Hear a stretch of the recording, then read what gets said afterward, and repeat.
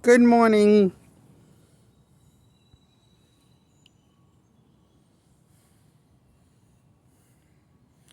I'm reviewing a movie today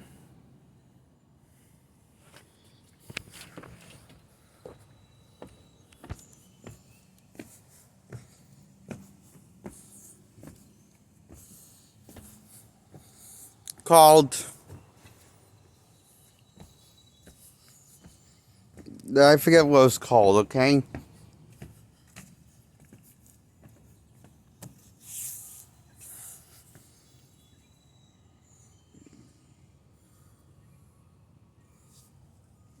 So yeah, I'm reviewing this movie from 2008, The Dark Knight. I give this an 8 out of 10. I'm not a big fan of this movie because I thought the story was kind of lame a little bit. Was It's just, I don't know, it's not the most imaginative story you could have told for Batman. It's pretty much the safest story you could have told for Batman, I feel like. And the most marketable story of Batman could have probably told. It just feels like, it feels awfully unimaginative to me. The Dark Knight movie from 2008. For me, I guess I would kind of like love a story like this if it was from, if it was actually comic book Batman with the comic book, or a comic book Batman with the blue and green, blue and gray suit. In the comics, his suit is normally has normally been blue and gray, or other times black and gray, which would be the cape is the blue part and the tights. The times he has worn tights.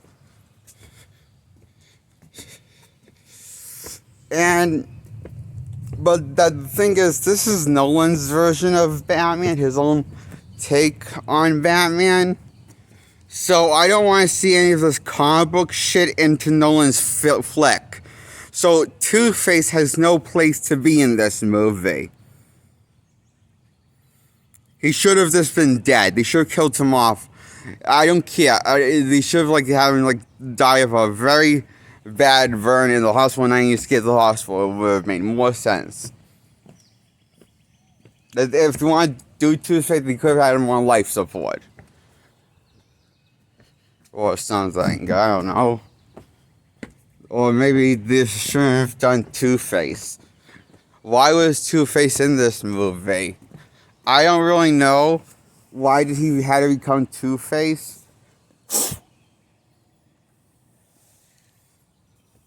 It was kind of pointless and stupid to me, I thought. The whole Two-Face plot element, once they reel that in, that's when shit hits the fan, I thought. My feelings towards this movie, the pacing really started to lose me. Like, why is this movie still going?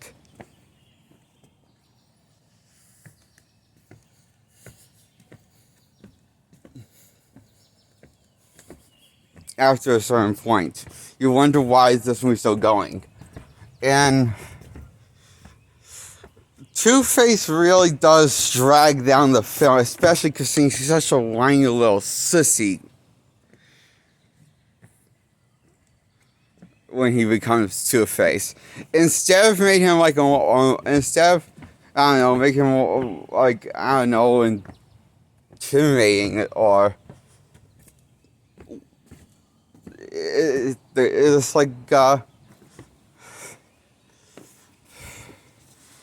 they really try and go for their version of Two-Face. No one's trying to go for. I thought it was stupid. Look, he made it work with Scarecrow and Joker and Race, but he couldn't do it well with Two-Face, you know?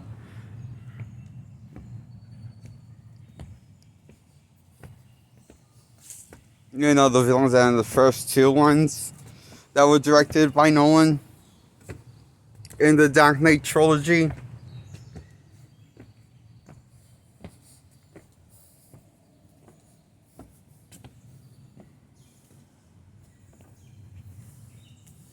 So yeah, I'm not really the biggest fan of this Batman movie. This isn't probably my least favorite Batman movie out of the ones I actually end up liking. But then again, I don't really hate. I don't know if there's a single Batman movie I actually like. Hate really. But this is one of the weaker Batman movies I've seen.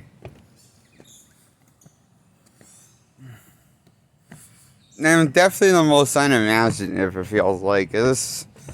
And the whole...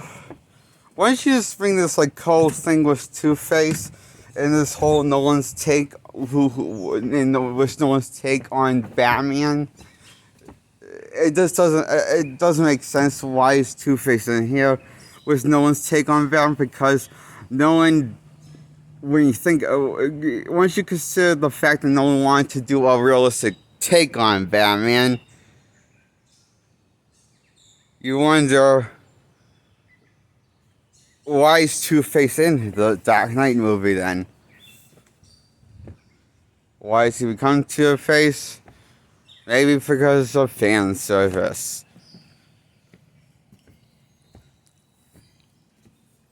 I don't know.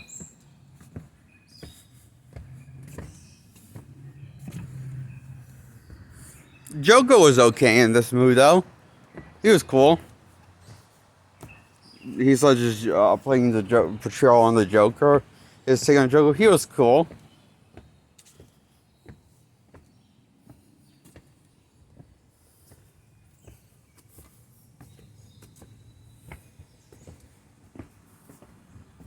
I'm not going to say he's the best Joker or my favorite Joker of all time. Not going to make that a statement. It's just because he's not. I don't think he's one of the better Jokers. I think I don't think he's one of the best Jokers of all time. For me, don't know. I just never felt I don't feel nostalgia. I don't know. Something's. I don't know.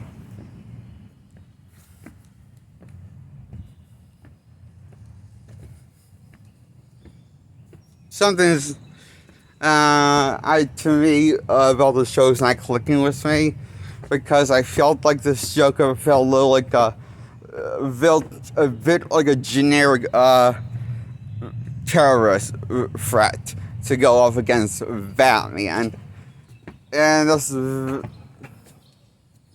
then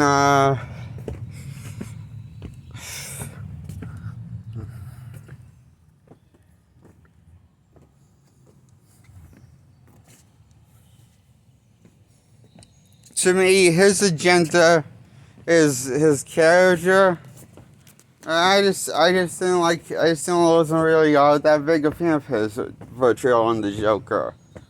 Okay, but I still like the movie. Okay. And for some reason, Christian Bale did something different with his voice in the sequel to Batman Begins with the Dark Knight. He speaks different this time. So he changed it from what he was going with Batman again to something much worse, to laughable bad, hilarious. It is actually quite impressive. That's my review on the Dark Knight. Good morning. Subscribe by hitting the bell, then hit the subscribe button in that order. Okay, hit thumbs up too if you like this video, and check out my other videos. Bye bye.